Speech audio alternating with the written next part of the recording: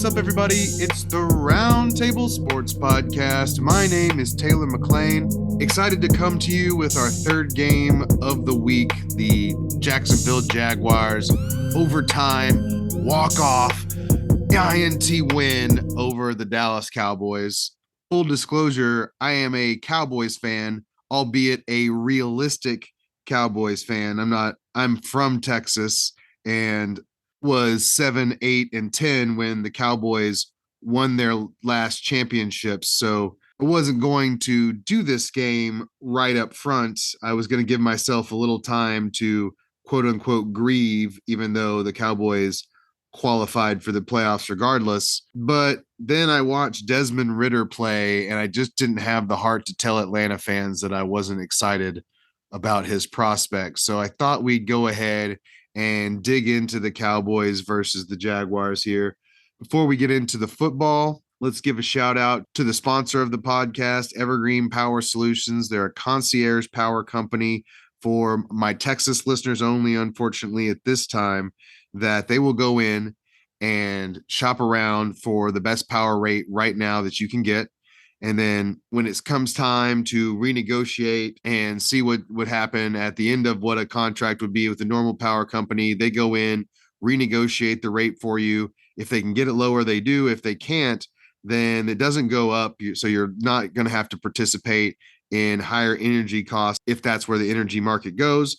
Give them a call at 888-886-6586. Use prompt number 2. And then tell them that the Roundtable Sports Podcast and Taylor McLean sent you. Now let's get on to the game. And as I said in the beginning, this was a devastating loss for the Cowboys, as much as a devastating loss can be when you still qualify for the playoffs and you didn't really do anything to improve or disprove your standings exactly. The Eagles seem to be a juggernaut at this point, even though they lost Jalen Hurts, like we'll go over a little bit later when we get to the Cowboys. But by and large, as far as devastating Cowboys losses go, this wasn't too terribly bad on that Richter scale.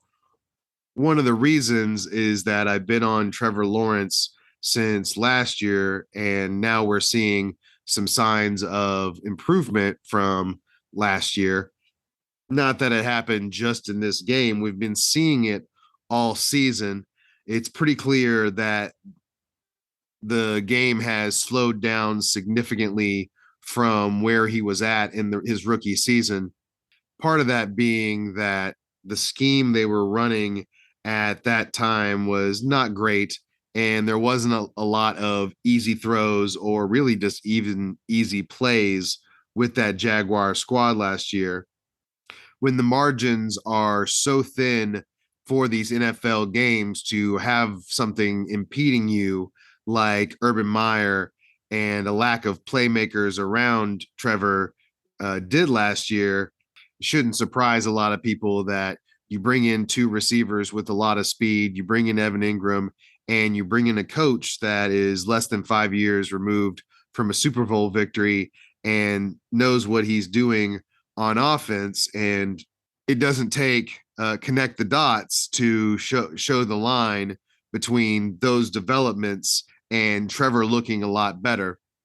And as I said, with the speed of the game part of it, never forget that Peyton Manning threw 26 interceptions in his rookie year. So the fact that Trevor is throwing with more anticipation and making some really pretty throws throughout the game is something that was expected, but I don't know how many people saw last year and also expected what we're seeing right now.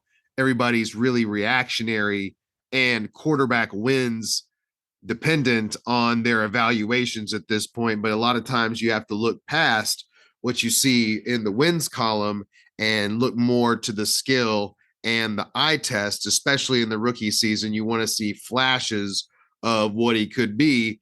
And what Trevor's brought to the table this is a hell of a lot more consistency as far as his throws go and as far as the decisions that he's making on a week-to-week basis.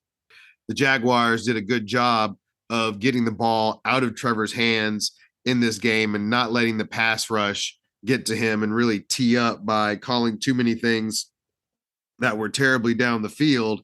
And then Trevor was able to use his legs, especially on the long Zay Jones touchdown, which was a beautiful move by Zay Jones to get by Boss Man Fat, aka Kelvin Joseph, who we'll talk about a little bit later.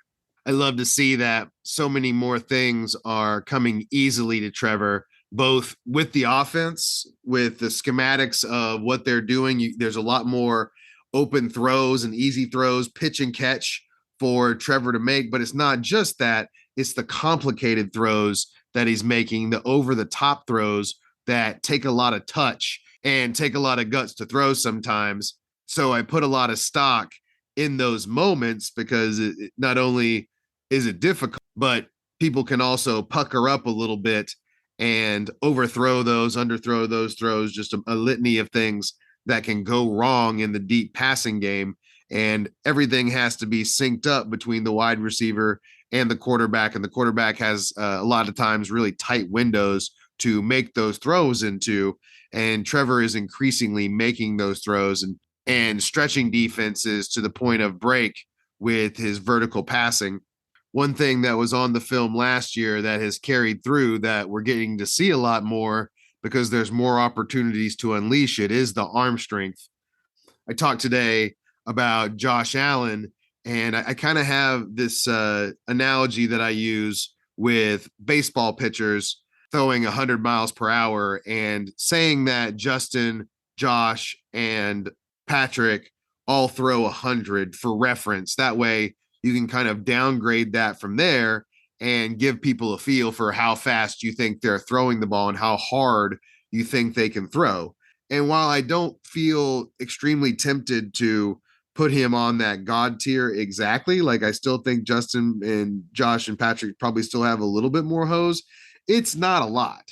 If they're throwing 100, Trevor's throwing in the 97, 98 range. So a tick off, but that's really quibbling and really, and I might be a victim of semantics or hyperbole or both with that assessment. But the point is that Trevor has a really live arm, and you can really see him putting it on his guys and throwing darts out there with those hard throws and showing touch at the same time. Like there was a couple of beautiful over the shoulder throws that he hit Christian Kirk on one of them.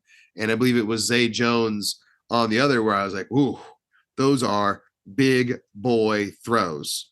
He's been doing that throughout this season. It seems to be building as he gets more comfortable and the team kind of gels around him. Might be one fly in the ointment with that part of it. Cam Robinson hurt his knee on that day. It was on the third Zay Jones touchdown. He kind of gets driven back and gets driven back into one of his own guys or one of the Cowboy guys. I can't remember exactly who it was, but he gets driven back into him and hurts his knee. There's some speculation that he might be out for the year. And I say speculation, really, if it's a torn meniscus, exactly like they're saying here, then that's for the year for sure. You got to get surgery on that. And that could be a huge problem. I'm not a big proponent of the right tackle, Cam Taylor, who isn't absolutely terrible, but is not a plus guy by any means in my book and gets beat in pass coverage. Somebody said that he's been all right, but just to watch him get drummed by Max Crosby makes me feel a little different. And while it's better than last year, still, it's more that Trevor is getting rid of the ball and the offense is helping him getting rid of the ball than Taylor has developed into a strong right tackle. And then it didn't seem like they wanted to upset that position by putting him in at left tackle in the middle of the game. Maybe they do that after they watch the film of who they did put in there. Last year's second round pick, Walker Little. Now he's got plenty of size, 6'7", 309 is what he's listed at, from Stanford. Sounds great in theory. They want to have somebody with a second round resume as your swing tackle. However, he did not look at all ready for the pass rush that the Cowboys were throwing at him. And really, there was a couple of good escapes, and Trevor was just really getting rid of the ball after Cam Robinson went out to mask the fact that Micah was getting after him. The Cowboys knew that they had a Waldo on the line now, and that could be something that other teams scheme towards in the future and could end up ultimately hurting the Jags' chances to go to the playoffs overall, because it really was that bad for Walker Little. Trevor had one of the dangest escapes I've ever seen during that time. He shifted out and ran away from a little bit of the pressure. Everything from that point on for Trevor was on the move and was way more difficult after that. So, good news. Cam Robinson can absolutely come back from a torn meniscus. That's one of the more benign injuries for a knee injury these days, especially on someone that you want to show improvements himself either. He hasn't been just a all out perfect left tackle all year, but he is infinitely better than Walker Little, has gotten better every year, and can be a devastating run blocker when he can get his hands on guys because he's freaking huge and strong. So to have him out for the rest of the year is a really bad blow for the Jacksonville Jaguars. And that's something that can't be underlined enough with these teams that get into the playoffs. Is this is a war of attrition. The teams that are in are kind of in, and now it's just going to be a question of who can stay on the field, because there's a lot of plays in most guys' ledgers right now, and the bumps and bruises do add up, even if it's not really bad, serious injury that you're playing through. So the Jaguars aren't alone in this, but some injuries are worse than others. And this one could end up being a really bad one, especially when the Jaguars have been really leaning on the vertical passing to get the job done and to get chunk plays to move this offense. Less time to set up those routes and allow these guys to get open could be a big impediment. But Trevor did a good job of managing it in this game to end it, even though, it was the defense that ended up finishing things. It's just, is everything going to be a lot harder now? And what does that do to the Jaguars down the stretch? The Jaguars have very winnable games to end the year. The Jets have been tough and can rush the pass. They also lost Q Williams in their game. So that takes the cream off of their coffee for that defense, because part of their thing was getting pressure up the middle in a middle class Aaron Donald type way, which is really important and can be devastating for a defense because it flushes the quarterback out to your edge guys, and just really pressure right up the middle is in one of the hardest things to deal with as a quarterback, especially when it's a guy of Q's size that can move like that. And then the Jaguars have the Texans, who have been frisky recently and took the Cowboys and Chiefs to their limits, but ultimately don't want to win their games in the end. I think if you hook them up to a lie detector, and I would expect that the Jaguars could win that game. And then finally, if they are able to win those games, they'll be able to play Tennessee, regardless of what Tennessee does, straight up for the division, because they won this game. They would have the tiebreaker at that point, regardless of who was up or who was down at that time. Now, things could get more complicated for Tennessee if they lose games between now and then, but still, cool thing for the Jaguars to have their own destiny in their hands. Also, with all this, I'm not trying to be extremely negative. I just really didn't like the way that injury looked. I don't want everybody to be a little bit more surprised if the Jaguars are a little bit more out of sorts when we see them next time because of what happened here. We didn't get a very big sample size of what they're able to do without Cam. And I know I used a lot of the time on that, and I don't want to gloss over how good Zay Jones looked and the thoughts I have about having him and Christian Kirk out there stretching the defense. Evan Ingram building on his big day, not quite the same day, but having some good catches in there and being a functional part of the offense. There's a lot of good things going here that I don't want to gloss over, but mainly this does feel like a Trevor thing, and not having that same protection for Trevor does give me some pause here. On the Cowboys side, there's definitely some reasons for pause. Walk-off touchdowns are always devastating, especially in a game where you're up so much with 5 minutes to go in the third quarter. You don't expect a team that can pass rush like the Cowboys to give up that type of lead. Before we get into the failings of the Cowboys on this day, I do want to say that it was really encouraging to see Tyron Smith out there. Terrence Steele had been really good for the Cowboys, and I thought had really come into his own as a run blocker and pass blocker. For a guy that hadn't been able to stay healthy at Texas Tech, he remade his body and really turned him into something. So to see the torn ACL, not great for the Cowboys, and especially disappointing for him. Good news is I have no doubt he'll be back, and I've got my guns up for his return. Normally you don't have somebody replacing your tackle that is of such a quality as Tyron Smith. I think Tyron is a future Hall of Famer, and he might not have played at a Hall of Fame level today, but to have him come in instead of Josh Ball means everything.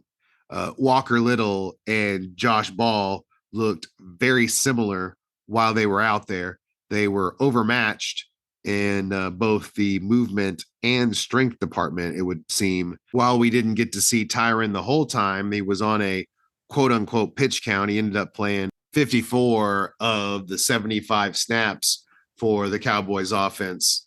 And really, it's also nice to have Jason Peters as a backup plan at guard or tackle as well. But there was a couple of plays where it did cost the Cowboys to not have Tyron Smith in there for the full amount of the game. Jason wasn't absolutely terrible, but he's kind of catching these guys and getting driven back into Dak a little bit too much, whereas Tyron holds his ground and might not be moving at peak Tyron levels, but still the strength is there, and he's able to get in front of people and stay in front of people in what could be an elite way once he's settled in. Despite being able to replace Terrence Steele with Tyron Smith, it's still pretty tough blow with Terrence Steele.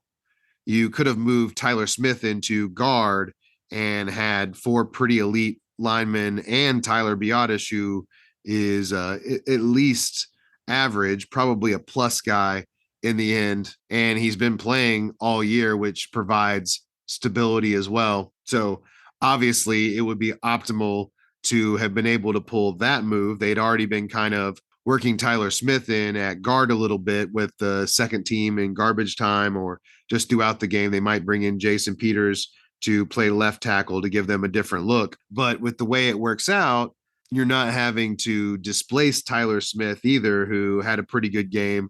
There was only one time where it felt like Tyler really got blown up into Dak, and he did give up the pressure there. But overall, he's been a godsend for this team. And had that pick not worked out, I think the Cowboys would be in a really bad way. The good news is having Tyron back doesn't put them in such a bad way with the losing of Terrence Steele. And it just made me feel a lot more comfortable to see him out there with his big bad self. Hopefully that can remain. He's had a huge problem staying healthy. And now the Cowboys are going to have to rely on him more than ever. But still, having a side with Zach Martin and Tyron Smith opens up a lot of possibilities as well. Seems like we've been running a lot towards Tyler Smith and his side with good reason because he's a good run blocker. But to add this element where you can run behind Zach, to maintain the element where you can run behind Zach Martin and now Tyron Smith instead of Terrence Steele, should keep things more status quo than it normally would in a tackle loss situation, as we just talked about with the Jaguars. And of course, the Terrence Steele loss is pretty bad, but I don't think that it's anything compared to the loss of Anthony Brown. Dalton Bland is one thing. I don't mind him too much, even though he was targeted heavily in this game and didn't do too bad. 7 of his 12 targets were caught and whatnot, but I don't think that ultimately he's the biggest problem here. I mean, having Jordan Lewis in there would probably be better, but Dalton has been making plays at the very least. if he hasn't been. And clearly the Jaguars were targeting him, but also it's because Christian Kirk works out of the slot. The bigger problem was probably Kelvin Joseph, aka Boss Man Fat, as I mentioned earlier. It's not like they went out of their way to target him, but the Zay Jones touchdown was nearly entirely his fault. Like he got really, really badly beat by Zay Jones down the field to make that touchdown happen. A truly highlight play by both Zay and Trevor and the call itself, right? But still, despite being really, really talented and having the physical tools to hold up, I'm just not sure that he has enough experience at this point to know where to be all the time. And teams know that. And when you have a cornerback the caliber of Trayvon Diggs at the other side, you are going to have somebody on the other side that isn't a complete waste of space over there, or that isn't easily fooled and targeted in that way as well. And it kind of seems like Kelvin is that guy for the Cowboys at this time. He took the benching at halftime and they brought in Nashawn Wright. Nashawn lacks experience as well, but has tremendous height for a cornerback and can really tackle. The question is, how well is he going to hold up in coverage too? And will teams be targeting him and Dalton for the rest of this year? It's kind of like we talked about with the Cam Robinson thing, and now Walker Little is a target for teams. This other cornerback spot and the slot for that matter are where teams are going to look going forward. And if you can continue to work those guys and get balls out quickly on them, that takes away from the pass rush, who just hasn't seemed to be the same either in the last couple of weeks as the Cowboys have been sputtering. Micah looked better, but it still feels like he's not 100%. And for the Cowboys to really truly do what they need to do in the playoffs, he's going to have to be the facsimile of modern day LT that he was in the beginning of the year. On the offensive side, we've talked about the Tyron part of it. It was encouraging up until the very end where the ball goes off Noah Brown's hands and into the hands of the defense. Everything else up until that point offensively, not everything, that play call to throw the ball deep where we could have done something a little bit more vanilla and ran out more clock, or, just thrown a pass that wasn't all the way down the field when you don't need all of those yards. You just need the 10 at that point. That was extremely curious. And let me tell you, with no doubt in my mind that it has a lot of people giving the side eye to Mike McCarthy, who seems to have a very Cowboy-esque decision tree when it comes to these things.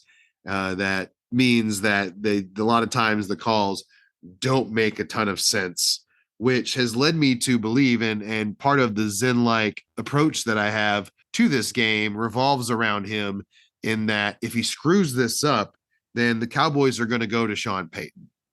Okay? That's the stakes that we're at. We don't win the Super Bowl.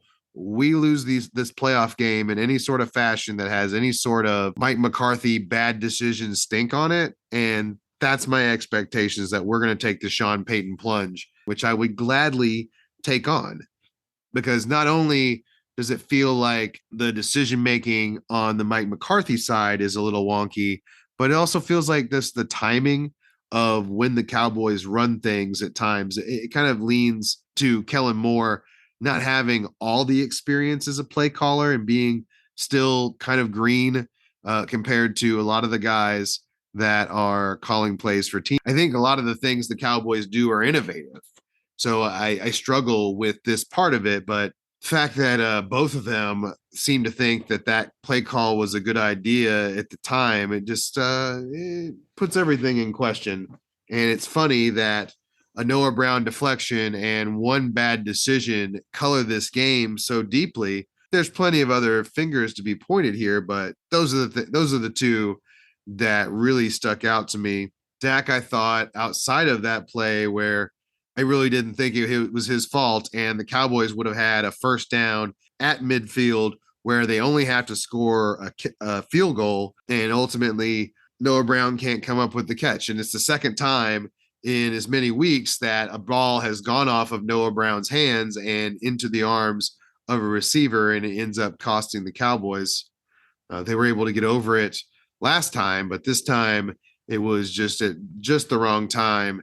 And to the Jaguars' credit, they were able to take advantage and return the touchdown and get the win and put themselves in position to be where they are.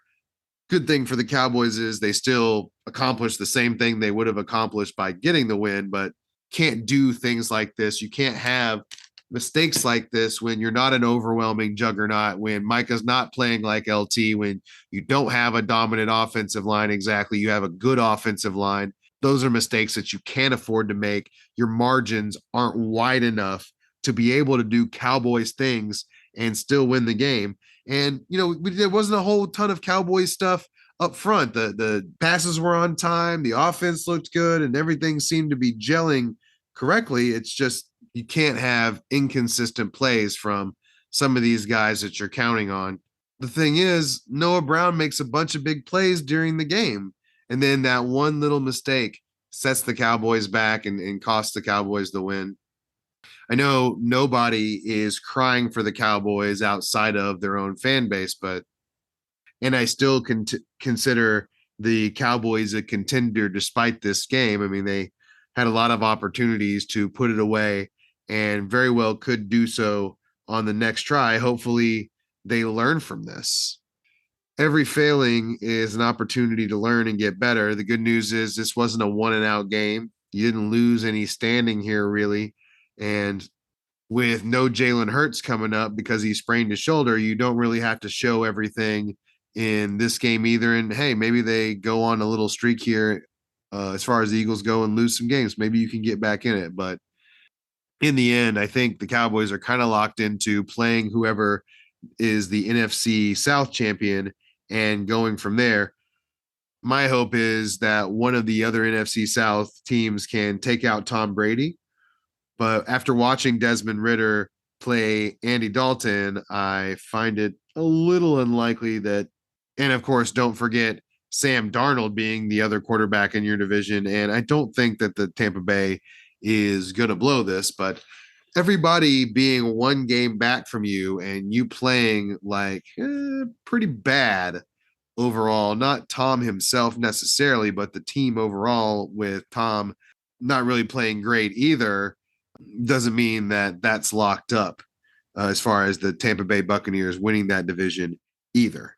It's just, man, Ridder looked really bad and didn't seem like a plus athlete, as it turns out. But I digress. I was shocked by that, but I don't want to get into that on the Cowboys-Jaguars games right now. So there you go. Was I upset enough with the Cowboys win for you? Did that make you feel good? Didn't make me feel good to have the loss at the time, but I didn't feel too bad when I watched the game over again, when I watched the coach's film. I should have videos coming out on this game. Trevor should lead the shorts for the morning, and I should have the podcast out a little bit later on Tuesday, breaking through the fourth wall for you just a little bit. Who could care less, I would imagine. So I'll leave it there. Look for more games. This is game number 3. Should have a couple more for the week, at least one. I've been hitting 4 when I've been doing the individual games so far, but I'm ahead of schedule right now. So we'll have ambition for more. So look for that. Look for more videos and have a great rest of your day.